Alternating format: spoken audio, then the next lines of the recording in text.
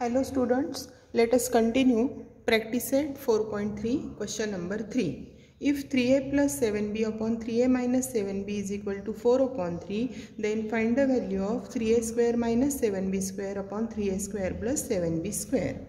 तर जे गिवन आहे त्याच्यापासून आपण सुरुवात करूया.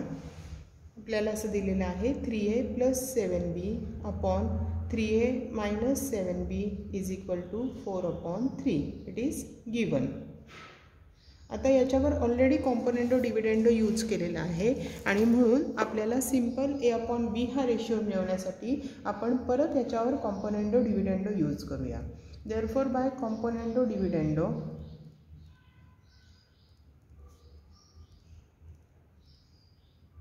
वी कॅन राईट न्यूमरेटर आपण घेतला 3a प्लस 7b, त्याच्यात डिनॉमिनेटर ॲड करायचा plus 3a minus 7b upon परत न्यूमरेटर घेतला 3a प्लस 7b आणि डिनॉमिनेटर मायनस करायचा मायनस ब्रॅकेटमध्ये आपण घेऊया 3a minus 7b. Minus sign आहे म्हणून इथे ब्रॅकेट घातलं आहे is equal to 4 plus 3 upon 4 minus 3. Therefore इथे हा plus 7b minus 7b cancel होईल. 3a प्लस 3a केलं तर 6a अपॉन इथे आपण मायनस साईन ब्रॅकेटच्या बाहेर आहे, ब्रॅकेट सॉल्व करून घेऊया 3a plus 7b minus 3a आणि हा मायनसचा इथे प्लस होईल 7b is equal to 4 plus 3 7 4 minus 3 1. Therefore 6a upon इथे plus 3a minus 3a cancel होईल 7 plus 7 14b is equal to 7 upon 1. Therefore हा 6 अपॉन 14 आपण राईट साईडला लिहूया. a upon b is equal to 7 upon 1 into याचा inverse केला तर 14 upon 6. इथे सिम्प्लिफाय करूया आपण. 2 ने डिवाइड होईल 2 3 जार 2 7 जार.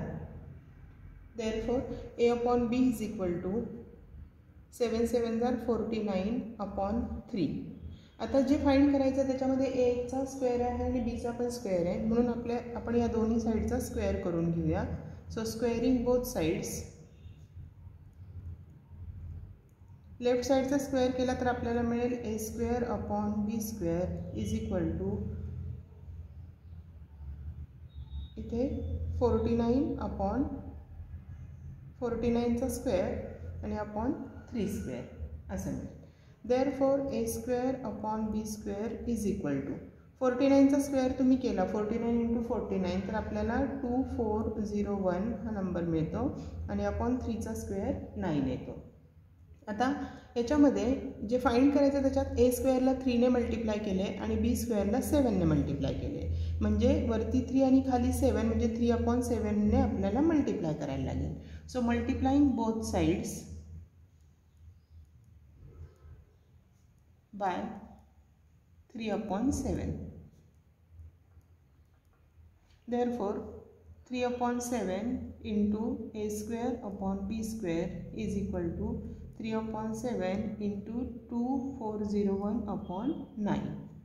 लेफ्ट साइडला मल्टिप्लिकेशन केलं तर 3a square upon 7b square is equal to इकडे आपण सिम्प्लिफाय करूया आधी 3 1 जा 3 3 3 जा 9. त्यानंतर इथे आपण 7 ने डिवाइड होतोय का बघूया. 7 3 जा 21 7 3 राहील 7 इथे 7 ने डिवाइड होईल 7 1 जार 7 7 3 जार 21 3 राहिला 7 4 जार 28 आणि 7 3 जार 21 म्हणजे आपल्याला 343 अपॉन 3 असं मिळेल. याच्यावरून आता आपल्याला कॉम्पोनेंटो डिव्हिडेंडो याच्यावर यूज करायला लागेल हे फाइंड करण्यासाठी. देअरफॉर बाय कॉम्पोनेंटो डिव्हिडेंडो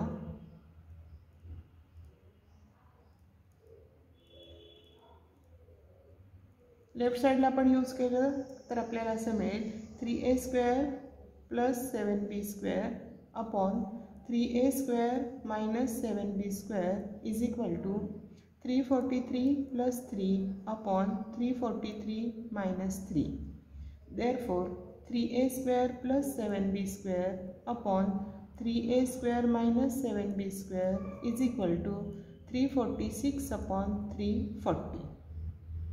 इथे सिम्प्लिफाय होत असेल तर करून घेऊया आपण. 2 ने डिवाइड केलं तर 173 आणि खाली डिवाइड केलं तर 170. Therefore 3a square plus 7b square upon 3a square minus 7b square is equal to 173 upon 170. पण जे फाइंड करायचं त्याच्यामध्ये मायनसची टर्म वरती आहे, म्हणजे याच्यावर आपल्याला इन्व्हर्टेंडो यूज करायला लागेल. बाय इन्व्हर्टेंडो दोन्ही साईड इन्व्हर्ट केल्या तर 3a square minus 7b square upon 3a square plus 7b square is equal to 170 upon 173 and this is our last answer. यानंतर fourth question, solve the following equations असं म्हटलेलं आहे. त्याच्यातलं फर्स्ट आपण घेऊया. X square plus 12x minus 20 upon 3x minus 5 is equal to x square plus 8x plus 12 upon 2x plus 3. आता हे equation solve करायचं आहे, म्हणजे आपल्याला याच्यावरून एक्सची व्हॅल्यू फाइंड करायची आहे. इथे जर तुम्ही लेफ्ट साइड ऑब्झर्व केली बघा, न्यूमरेटर आणि डिनॉमिनेटर, तर ह्या दोन टर्म्स आणि ह्या दोन टर्म्स स्क्वेअरची टर्म सोडून जर आपण बघितलं तर इथे 4ने मल्टिप्लाय केलं आपण ह्या डिनॉमिनेटरला तर बरोबर 4 3 12x आणि 4 5 20 मिळेल. तसंच इथे पण 4ने डिनॉमिनेटरला मल्टिप्लाय केलं तर 4 2 8x आणि 4 3 12 मिळेल. म्हणजे सगळ्यात आधी आपण काय करूया की या गिवन इक्वेशनला आपण बोथ साइड्सला 1/4ने मल्टिप्लाय करून घेऊया. So multiplying both sides by 1/4. Therefore, x square plus 12x minus 20 upon 1/4 ने म्हणजेच डिनॉमिनेटरला 4ने मल्टिप्लाय करायचं. That is equal to x square plus 8x plus 12 upon 4 into 2x plus 3. Therefore, x square plus 12x minus 20 upon 4ने multiply केलं तर 12x minus 20 is equal to x square plus 8x plus 12 upon इथे 4ने multiply केलं तर 8x plus 12. आता ह्या दोन terms जर cancel करायच्या असतील तर आपल्याला मायनस करायला लागेल न्यूमरेटरमधून डिनॉमिनेटर, म्हणजेच इथे आपल्याला डिव्हिडेंडो यूज करायला लागेल. Therefore by dividendo x square plus 12x minus 20 याच्यातनं मायनस डिनॉमिनेटर करायचा 12x मायनस 20 आणि अपॉन डिनॉमिनेटर तसाच ठेवायचा 12x minus 20 is equal to. तसंच न्यूमरेटर आहे x square plus 8x plus 12 minus 8x plus 12 minus करायचा आणि अपॉन 8x प्लस 12 तसाच ठेवला. ब्रॅकेटच्या बाहेर मायनस साईन आहे म्हणून आतले साईन चेंज करून घेऊया. Therefore x square plus 12x minus 20 आणि हा minus 12x आणि हा minus 20चा plus 20 होईल upon 12x minus 20 is equal to x square plus 8x plus 12 minus 8x minus 12 negative sign असल्यामुळे दोन्हीचे साईन चेंज केले upon 8x plus 12. हा plus 12x minus 12x cancel होईल, मायनस 20 प्लस 20 कॅन्सल होईल, मग remaining term आहे x square upon 12x minus 20 is equal to इकडे पण plus 8x minus 8x plus 12 minus 12 cancel झाल्या तर x square upon 8x plus 12 राहील. आता या इक्वेशनमध्ये जर आपण एक्सची व्हॅल्यू 0 घेतली तर दोन्ही साईड्स इक्वल येतील, 0 0 येतील, म्हणजेच एक्स इज इक्वल टू 0 साठी हे इक्वेशन ट्रू आहे. So this equation is true for x is equal to 0. म्हणजे x is equal to 0 हे एक सोल्युशन झालं या इक्वेशनचं. Therefore x is equal to 0 is a solution of the given equation. पण जर x is equal to 0 नसेल तर आपण त्याला ह्या इक्वेशनला डिवाइड करू शकतो दोन्ही साईडला एक्स स्क्वेअरने. So if x is not equal to 0 then दोन्ही साईडला आपण एक्स स्क्वेअरने डिवाइड केलं तर आपल्याला असं मिळेल 1/12x minus 20 is equal to 1/x square 8x plus 12. हे कशावरून मिळालं तर dividing both sides by x square. आता याच्यामध्ये क्रॉस मल्टिप्लाय केलं आपण किंवा इन्व्हर्टेंडो केलं आपण तर आपल्याला इन्व्हर्टेंडो करून आपल्याला कसं मिळेल bye इन्व्हर्टेंडो 12x minus 20 is equal to 8x plus 12. आता हे इक्वेशन आपण सॉल्व करण्यासाठी एक्सच्या टर्म लेफ्टकडे आणू. 12x minus 8x is equal to हा 12 राईट साईडचा आहे आणि -20 इकडे जाऊन प्लस होईल. Therefore 4x is equal to 32. Therefore x is equal to 32 upon 4. 4 1s are 4 8s are. Therefore x is equal to 8. आणि म्हणून आपल्याला दुसरं सोल्युशन मिळालं x is equal to 8. So we have two solutions. Answer x is equal to 0 and x is equal to 8 are the solutions of the given equation.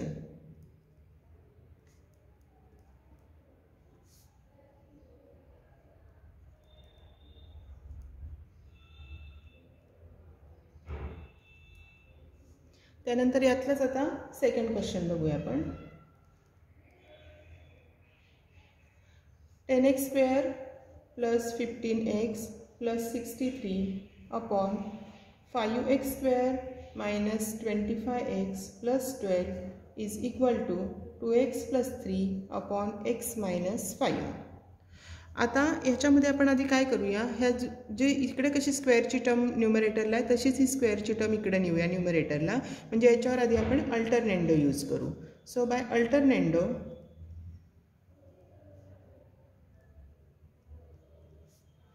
18x square plus 15x plus 63 upon हा 2x plus 3 इकडं आला आणि त्याच्या जागी हा denominator इकडे जाईल 5x square minus 25x plus 12 upon x minus 5. आता पहिल्या क्वेश्चनसारखा आपल्याला क्वेश्चन मिळाला बघा. इथे या दोन टर्म्स कंपेअर केल्या तर आपल्याला सॉरी इथे क्वेश्चन लिहिताना चूक झाली. इथे 10x स्क्वेअर आहे. सो इथे 10x स्क्वेअर आपल्याला घ्यायला लागेल. आता इथे बघा या दोन टर्ममध्ये आपल्याला कॉमन मल्टिपल मिळत नाही आहे. पण इथे जर आपण बघितलं पहिल्या दोन टर्म तर इथे बघा 5xने मल्टिप्लाय केलं तर 5 2s are 10x आणि 5 3s are 15x मिळेल. म्हणजे आपल्या तसंच इथे पण 5xने मल्टिप्लाय केलं तर 5x स्क्वेअर आणि 5 5s are 25x मिळेल. म्हणजे आपल्याला इथे multiplying both sides bye 1/5x असं करायला लागेल. Therefore 10x square plus 15x plus 63 upon इथे 5xने मल्टिप्लाय केलं ब्रॅकेटमध्ये 2x plus 3 is equal to 5x square minus 25x plus 12 upon 5x into x minus 5.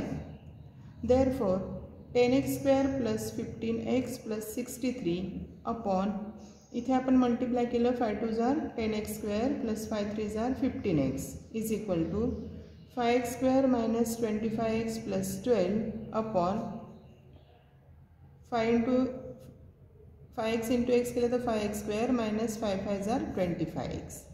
आता ह्या दोन टर्म्स कॅन्सल करण्यासाठी आपल्याला इथे डिव्हिडेंडो यूज करायला लागेल. देअरफॉर बाय डिव्हिडेंडो आपल्याला मिळेल 10x square plus 15x plus 63. याच्यातून न्यूमरेटरमधून डिनॉमिनेटर मायनस करायचा 10x square plus 15x upon denominator तसाच ठेवला 10x square plus 15x is equal to तसंच राईट साईडला आपल्याला करायला लागेल 5x square minus 25x plus 12. त्याच्यातनं डिनॉमिनेटर मायनस करायचा 5x स्क्वेअर मायनस 25x आणि अपॉन हा डिनॉमिनेटर तसाच ठेवला 5x स्क्वेअर मायनस 25x. मग आता ब्रॅकेटच्या बाहेर मायनस साईन आले म्हणून साईन चेंज करून घेऊया. Therefore 10x square plus 15x plus 63 minus 10x square minus 15x upon 10x square plus 15x is equal to तशीच ही right side 5x square minus 25x plus 12 ब्रॅकेटच्या बाहेर मायनस साईन आहे म्हणून साईन चेंज करू minus 5x square plus 25x upon 5x square minus 25x that is equal to therefore आता इथे 10x² minus 10x² cancel होईल, हा plus 15x minus 15x cancel होईल, म्हणजे रिमेनिंग टर्म आहे minus 10x² upon 10x² plus 15x is equal to इथे 5x² minus 5x² minus 25x plus 25x cancel होतील is equal to sorry इथे remaining term काय राहिली आपली फक्त हे 10x² कॅन्सल झाला आहे, इथे 63 राहिलेली आहे. 63 upon 10x² plus 15x is equal to इथे आपल्याला रिमेनिंग टर्म आहे 12 अपॉन 5x² मायनस 25x. आता क्रॉस मल्टिप्लिकेशन आपण करूया. Therefore 63 into 5x² minus 25x is equal to 12 into 10x² plus 15x. याच्यातून आपण 5x कॉमन घेऊया. 63 into 5x into bracket x minus 5 is equal to 12 into 5x into bracket 5 2s are 10 that means 2x plus 3 असं मिळालं आपल्याला. तर हा 5x दोन्ही साईडचा कॅन्सल करता येईल आपल्याला. आता 63ने ब्रॅकेटला मल्टिप्लाय केलं तर 63x minus 5 3s are 15 5 6s are 30 plus 1 31 is equal to 12 2s are 24x plus 12 3s are 36. Therefore 63x minus 24x is equal to 36 plus 315. Subtraction केलं हे 39x is equal to हे addition केली तर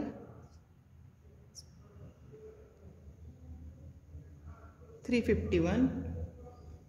Therefore x is equal to 351 upon 39. इथे 3 ने divide होईल. 3 1s are 3 3 3s are 9 3 1s are 3 3 1s are 3 13 9s are 117 and therefore x is equal to 9.